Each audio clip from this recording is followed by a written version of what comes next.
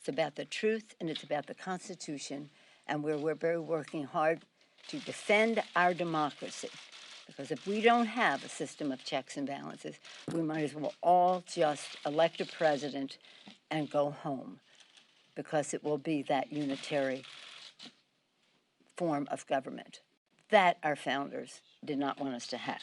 The fact that the times have found us. We feel, all of us, all of you, as messengers, as guardians of our democracy, the guardians of the gate of our democracy, as messengers about revealing the facts and the truth to the American people. In fact, the times have found us, as they found, as Thomas Paine said, our founders, to declare independence, to fight a war, to win it, to write our founding documents in a way that made us a republic. Times have found us now to have a republic and to keep it, as Benjamin Franklin admonished. This isn't about anything personal with the president. It isn't about politics. It isn't about patriotism. It isn't about partisanship. It's about patriotism. It's about patriotism. And I would hope that rather than protecting the president personally, all of our colleagues would choose to honor their oath of office to protect and defend, not the president, but the Constitution of the United States. Just a few questions, because we're on the floor. Yes, ma'am. Madam Speaker, do you think this vote will do anything to diminish the Republican and White House belief that this is an illegitimate, unfair, and partisan? But isn't the question is, do I think it's going to diminish their, the facts are what they are. They can try to misrepresent them, but the fact is this is a process that is expanded opportunity for them to show anything that is exculpatory, proves the innocence of the president. Republicans say that this process is not due process for the president. Are these rules really fair? Yes, they are. Yes, they are. Now, I answered it once, I'll answer it twice. I'm going to answer it one time.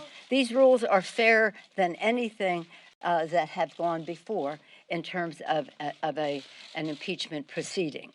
I'm not here to answer what the Republicans say. If you have any questions, we're doing appropriations, we're doing trade, we're doing drug prices, lowering the cost of drug prices. I'm not here to answer any questions about what the Republicans say, further than to what I have said just now. Do you believe that you have the votes necessary? Can you please Yes. tell me if you think that Katie Hill should have resigned? What do you say to the younger lawmakers who think that there is some sort of generational divide and perhaps that she shouldn't have? Katie Hill's decision to resign is her decision to resign. She's an absolutely outstanding young public servant. Very smart, strategic, patriotic, loves our country, respected by her colleagues in the Congress for the work that she does here. She made her decision and her timing, and I respect that. I do say to my own children, grandchildren, especially grandchildren, some of these, I don't know what you would call them, appearances on social media can come back to haunt you if they are taken out of context and that. But I do think that we have to be careful. This is something that I think could spring from this that could be a benefit. Regardless of any errors in judgment that anyone may have made, it's shameful that she's been exposed to public humiliation by way of cyber exploitation. And I caution everyone that they, too, may be subjected to that.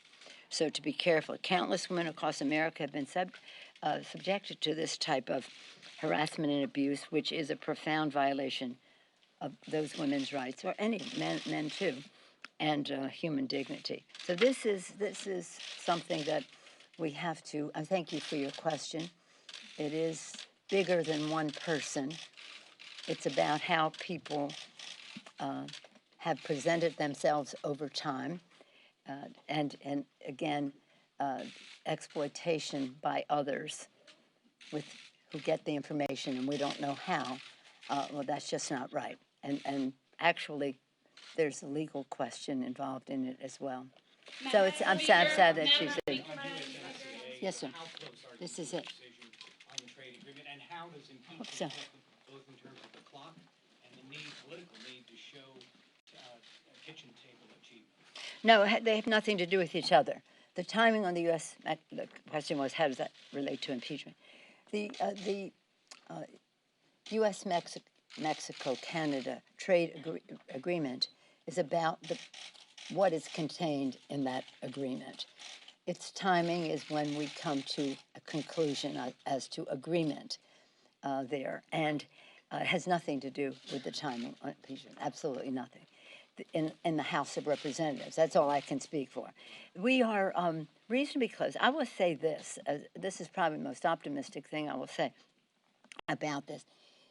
If we can come to terms that I think we're close to doing, this will be a template for future trade agreements.